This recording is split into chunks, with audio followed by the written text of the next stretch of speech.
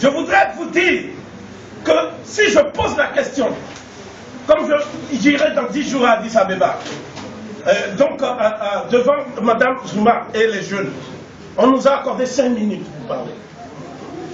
Si je pose la question de savoir quelles sont les clauses secrètes des accords signés le 12 septembre 1959 entre les pays de l'AOF,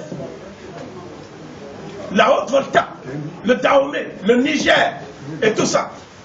C'est Wesen Koulibaly qui jouait les transactions avec Oufoué pour signer ces accords. Personne ne peut me répondre, même dans cette salle. Si je demande quelles sont les clauses secrètes, personne. Pourquoi? Parce qu'elles sont secrètes.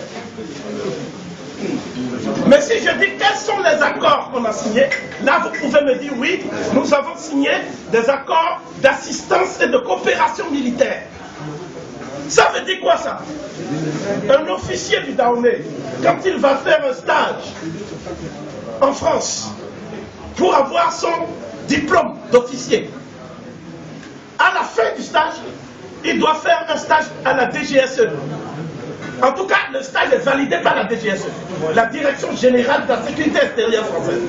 Et dans le document qu'il va signer, il s'engage en cas de conflit d'intérêts entre son pays et la France, il s'engage à défendre en dernier ressort les intérêts de la France. Si Sankara a fait ce qu'il a fait, c'est parce qu'il n'a pas été dans ses écoles militaires. Il a été à Antsirabé, à Madagascar. De sorte que la France a toujours un coup d'avance. Lorsque le président du Niger, qui est un franc-maçon notoire, l'ancien président a dit « Je refuse de faire les élections » dans les temps que nous ont été impartis. Qu'est-ce qui s'est passé? On lui a dit « D'accord, il n'y a pas de souci, tu es indépendant ». Après, il a dit « Je veux qu'on révise les problèmes de l'uranium là. Parce que j'ai des problèmes, il y a une pression chez moi. » Et là, on lui a dit « Attention monsieur, vous flirtez avec la ligne rouge. Peut-être êtes-vous myope. Vous ne voyez pas la ligne. Mais sachez qu'elle est rouge là. Vous commencez à vivre. » Non, je parle. Maïna Sarr n'était pas franc-maçon, il a été tué par Madame Wanké. Je parle du président qui a été mis en prison. Tandja. Et quand Tandja a compris, c'était trop tard. Parce que Tandja voulait compter sur d'autres pays. Tandja a dit, bon, mais je vais me retourner du côté de la Chine. Les gens qui sont dans l'entourage même de Tandja, hein, ce sont des gens qui travaillent directement avec l'attaché militaire de l'ambassade de France à Niamey, qui a plus de pouvoir que le ministre de la Défense du Niger. Donc, lorsque Gbagbo se lève, né à Mama, et dit que lui, il va bousculer ça, mais il va le faire sans verser le sang. Il avait presque réussi à le faire.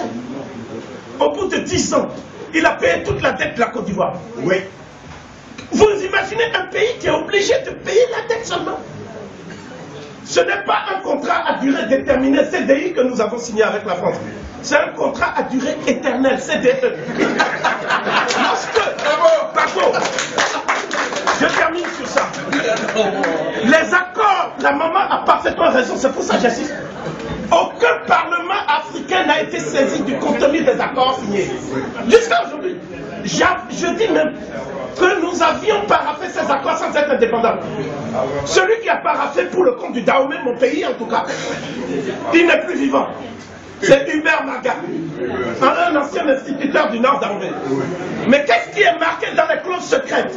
Un jour, il y a quelqu'un qui nous a dit, on va vous révéler au moins quelque chose. Parce que lui-même, il a été, s'il vous plaît. Vous n'êtes pas beaucoup évalué.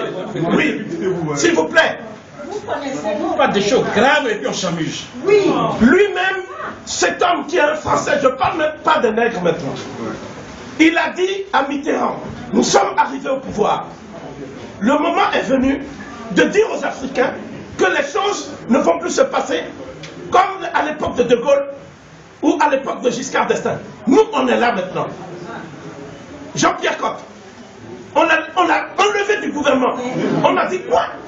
Et même les présidents africains ont dit, si on ne l'enlève pas, nous on fait grève, on ne donne même plus le pétrole. Donc quand on a enlevé enlevé Jean-Pierre Cotte.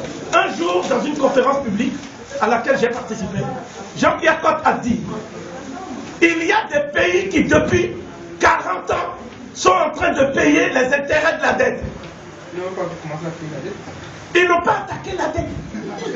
Alors nous lui avons posé la question de savoir comment on peut payer pendant 4 décennies les intérêts d'une dette. Et c'est là où il a dit: le problème il est là, c'est que personne ne sait le montant exact de la dette. Donc, un des combats que les parlements africains doivent mener, c'est l'audit de la dette. Le seul homme qui a osé, il est sous terre, c'est Sankara. Il a dit à Addis Abeba ce que le frère Doumbouya a dit. Tout à fait. Il a dit la même chose. Il a dit: si vous tous, chefs d'État africains, vous dites que vous n'avez pas les moyens, et ils savent que vous n'avez pas les moyens, c'est pour ça que chaque jour, ils augmentent la dette. Si vous dites: nous ne payons pas, parce que nous ne savons pas à quoi sert la dette, qui a contracté la dette et où va l'argent, le jour où vous allez dire ça, ils ne pourront pas nous tuer tous. Il y a des chefs d'État qui étaient dans la salle, Kenneth Kaunda, ou d'autres, qui sont des hommes chevronnés. Ils ont regardé Sankara, et à la fin, un ministre a dit: lui là, on le voit comme ça, en chair et en os, mais c'est un cadavre ambulant. Ce qu'il a dit, donc, ce que je veux vous dire en conclusion, c'est ceci. Gbagbo a brisé un tabou. Oui. Gbagbo a montré que des chefs d'État africains peuvent tenir tête avec leur peuple. Je dis avec leur peuple. Gbagbo est le seul président africain à avoir fait un travail d'éducation populaire. Quand on dit les femmes patriotes avec Mme Bogrébé, quand on dit mon ami, frère Blé Goudé, que j'ai toujours soutenu, que nous avons soutenu et que nous soutiendrons toujours.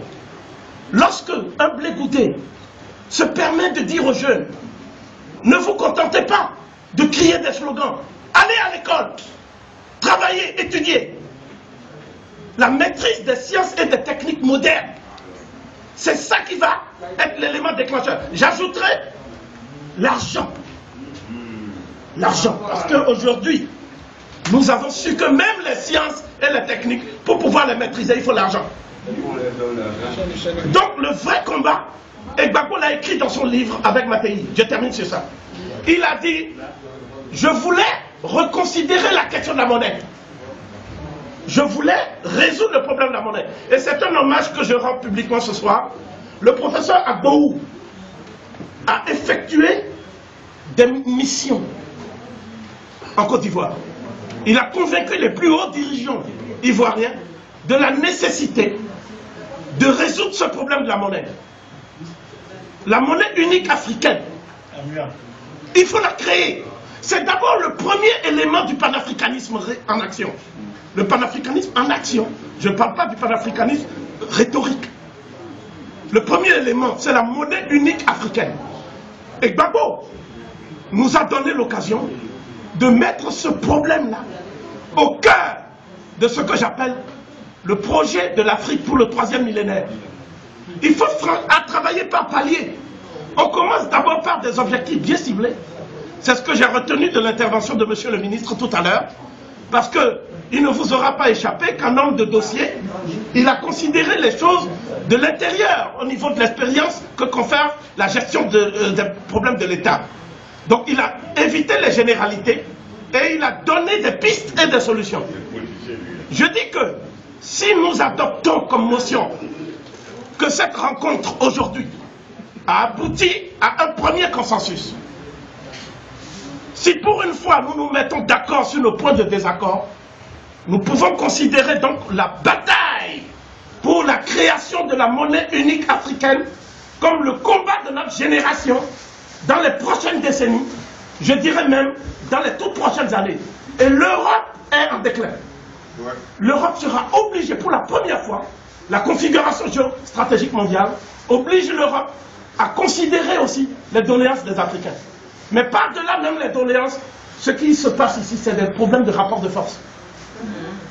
Si vous ne savez pas vous battre, n'allez pas sur un ring. Oui. N'allez pas sur un ring. Il faut savoir qu'il n'y a pas